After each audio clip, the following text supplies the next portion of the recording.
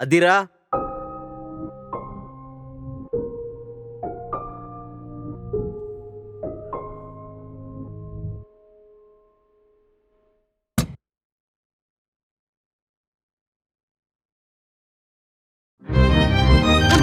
இந்த வீட்ல யாரா கிளம்பு.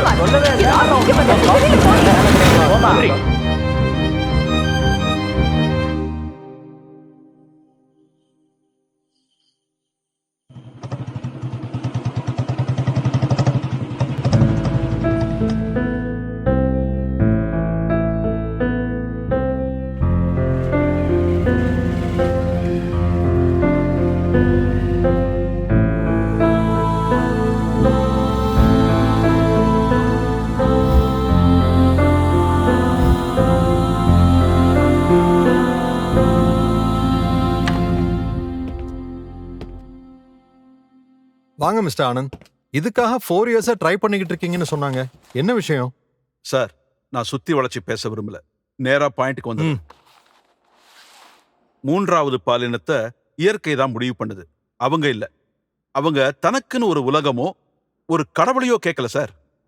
உடல் தீண்டா பார்வையும் உள்ளம் தீண்டா வார்த்தையும் தான். வீட்டுல அவங்கள யாரும் ஏத்துக்க மாட்டேங்கிறாங்க. வீட்டை விட்டு வீதிக்கு வந்தா அவங்க கையில டார்ச் லைட்டை கொடுத்து நிக்க வச்சிடுறாங்க. பாலினத்துல அவங்க வேறையா இருந்தாலும் உரிமையும் உணர்வும் ஒண்ணுதானே சார். உத்து பார்த்தாலும் அவங்க வலி தெரியாது சார். அவங்கள உணர்ந்து பாருங்க, புரியும். இவங்களால ஆண்கள் மாதிரி பிசிக்கலா ஸ்ட்ராங்காவும் பொண்ணுங்க மாதிரி எமோஷனலா ஸ்டேபிளாகவும் பிஹேவ் பண்ண முடியும். உடல் ரீதியா அவங்களால குழந்தைகளை பெத்துக்க முடியாம இருக்கலாம். ஆனா வரப்போற தலைமுறைய அவங்க பார்டர்ல நின்னு பாதுகாக்க முடியும். எங்கேயோ அனாதையா இருந்து சாக போறவங்கள நாட்டுக்காக சாக விடுங்க சார்.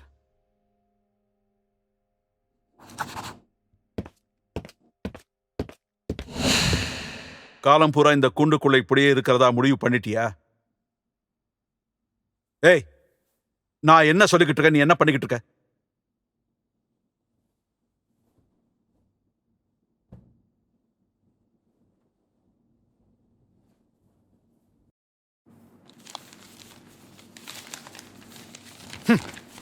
வாட்ச் டவர்ல நின்னு நாட்டை பாதுகாக்க போறியா, இல்ல இப்படியே ரோட்ல நின்னுகிட்டு டார்ச் லைட்டை பிடிச்சிட்டு இருக்க போறியா? நீயே டிசைட் பண்ணு.